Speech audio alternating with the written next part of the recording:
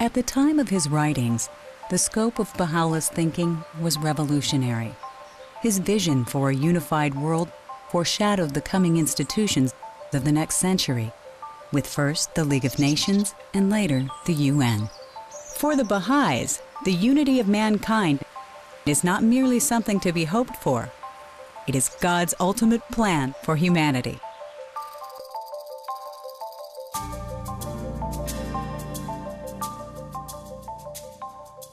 Everything that is necessary physically, technologically, is here to establish world unity and do away with wars, do away with hatred, prejudice. You know, these are actually principles that people really do want. You know, I've never met anyone that said that they didn't want peace or that they didn't want unity achieved. Mankind will make this happen. We are guaranteed that world peace will come about. In fact, Baha'u'llah promises something more than our current image of world peace.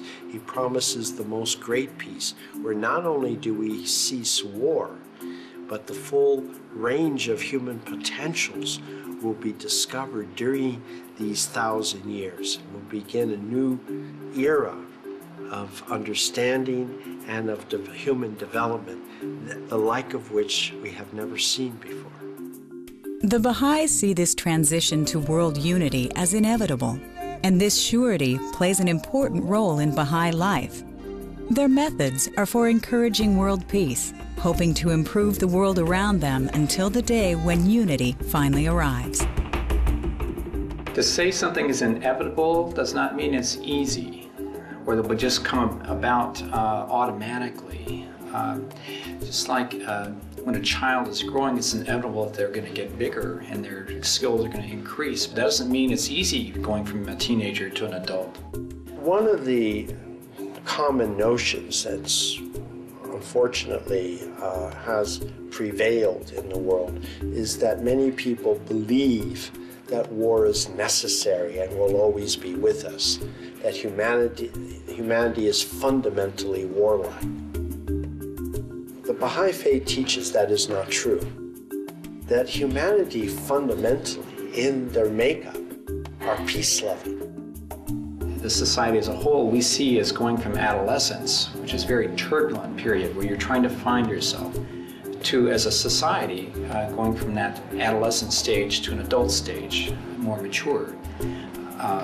That transition from teenage to adult years for an individual is very difficult, and so is the society as a whole going from one stage to another. But it's still inevitable, provided you survive it, that a teenager will become an adult. Of course, the world today is still full of strife and conflict. Racial and religious tensions still persist, and the vast separation between rich and poor remains an isolating factor in every part of the globe. So the question has to be, what is the alternative? Is there a better way for human beings to interrelate, or will the next century be as full of conflict as the last? We live in a fundamentally divided society.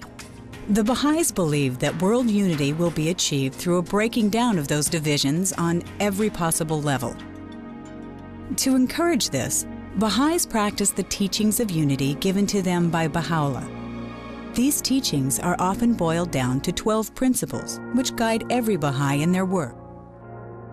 Oneness of God, oneness of mankind, oneness of religion, the individual search for truth, religion as the basis for unity, the essential harmony of science and religion, equality of men and women, elimination of the extremes of wealth and poverty, a universal compulsory education, a spiritual solution to economic problems, a universal auxiliary language, and a world peace upheld by a world government. Of course, no one could possibly tackle all of these issues in their lifetime. These principles are more a set of ideals, goals, towards which Baha'is should focus themselves and their actions.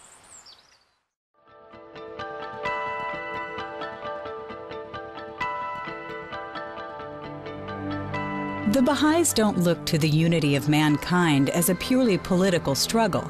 Rather, they see it as a personal and moral transformation that must take place across the face of humanity. In fact, despite their focus on world peace, Baha'is never engage in partisan political activities. They focus instead on spiritualizing their personal lives and on developing unified Baha'i communities. What we see today in the political scene worldwide, and especially in the United States, is a highly polarized population around politics.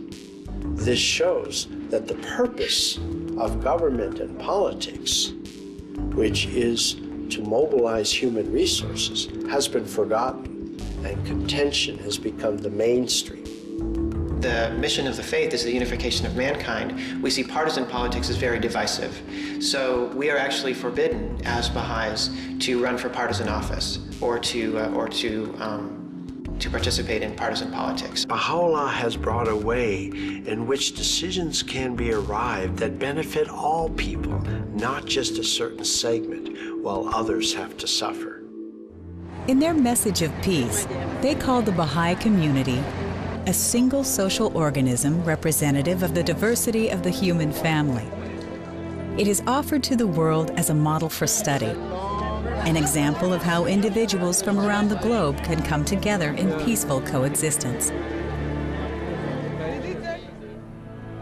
The Universal House of Justice is the supreme ruling body of the faith and the heart of the Baha'i World Center in Haifa, Israel. The House oversees both the spiritual and administrative aspects of the Baha'i faith. Even on the international scale, the House operates much as the local spiritual assemblies do, with 9 members collectively deciding on the issues of the faith. From the World Center, the Baha'is maintain their visibility in the world community. In international organizations like the United Nations, Baha'is believe that the seed of mankind's potential is beginning to form. The Baha'i international community has non-governmental consultative status with the UN's Economic and Social Council, and they promote unity through an improved presence of the United Nations worldwide. They encourage world leaders to view peace as the next stage in the evolution of this planet. They also support over 300 global development projects a year. Baha'i pioneers foster the building of community in all corners of the globe. For many, this work is one of the clearest ways to express their faith. The Baha'is are helping in all aspects, not just in the community building, but also through their efforts at the United Nations to help educate the world on the new principles that have been brought by Baha'u'llah. And we're very involved in something like the United Nations because the United Nations is about a coming together of the different nations and the different nations working in collaboration, which is very much in keeping with the principle of the unification of mankind. The difficult question then becomes, what steps can Baha'is take at home in their everyday lives to encourage peace? Is there a time and a place for it among the hustle and bustle of modern society? And will the message be accepted by those around them?